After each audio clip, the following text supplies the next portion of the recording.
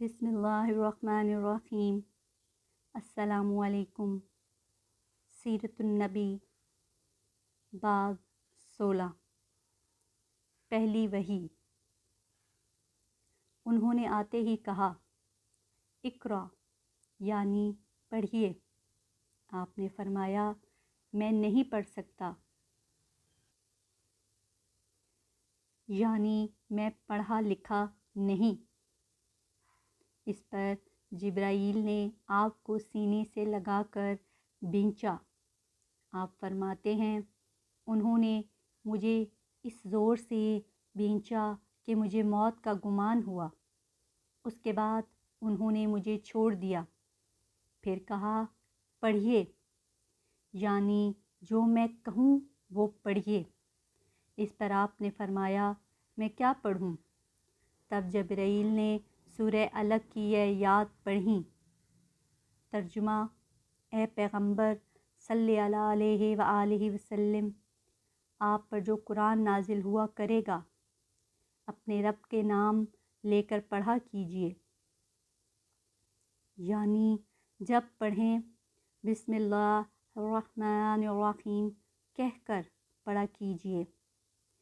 جس نے مخلوقات کو پیدا کیا، جس نے انسان کو خون کے لوتھڑے سے پیدا کیا، آپ قرآن پڑھا کیجیے۔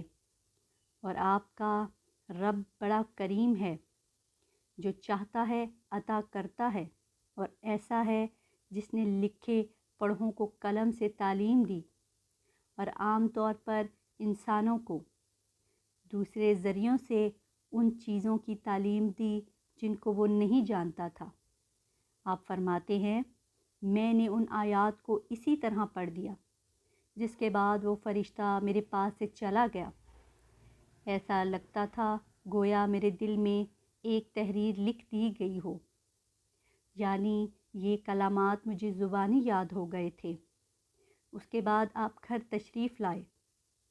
بعض روایات میں آتا ہے کہ جبرائیل جب غار میں آئے تو پہلے انہوں نے یہ الفاظ کہے تھے، اے محمد آپ اللہ کے رسول ہیں اور میں جبرائیل ہوں۔ آپ کی گھر تشریف آوری سے پہلے سیدہ خدیجہ نے حسب معمول آپ کے لیے کھانا تیار کر کے ایک شخص کے ہاتھ آپ کے پاس بھجوا دیا تھا، مگر اس شخص کو آپ غار میں نظر نہ آئے۔ اس شخص نے واپس آ کر یہ بات سیدہ خدیجہ رضی اللہ عنہا کو بتائی۔ انہوں نے آپ کی تلاش میں آپ کے عزیز و اقارب کے گھر آدمی بھیجے، مگر آپ وہاں بھی نہ ملے۔ اس لیے سیدہ خدیجہ پریشان ہو گئیں۔ وہ ابھی اسی پریشانی میں تھیں کہ آپ تشریف لے آئے۔ آپ نے جو دیکھا اور سنا تھا اس کی تفصیل سیدہ خدیجہ رضی اللہ عنہا سے بیان فرمائی۔ حضرت جبرائیل کا یہ جملہ بھی بتایا کہ اے محمد آپ اللہ کے رسول ہیں۔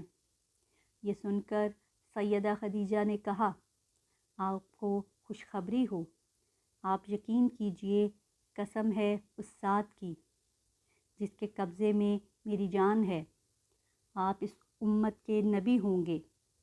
پھر سیدہ خدیجہ آپ کو اپنے چچا زاد بھائی ورقہ بن نوفل کے پاس لے گئیں۔ غار والا سارا واقعہ انہیں سنایا۔ ورقہ بن نوفل پرانی کتابوں کے عالم تھے۔ ساری بات سن کر وہ پکار اٹھے، قدوس قدوس، قسم ہے اس ذات کی جس کے قبضے میں میری جان ہے۔ خدیجہ اگر تم سچ کہہ رہی ہو تو اس میں شک نہیں، ان کے پاس ناموس اکبر یعنی جبرائیل آئے تھے جو موسیٰ کے پاس آیا کرتے تھے، مجھے اس امت کے نبی ہیں، یہ اس بات پر یقین کر لیں۔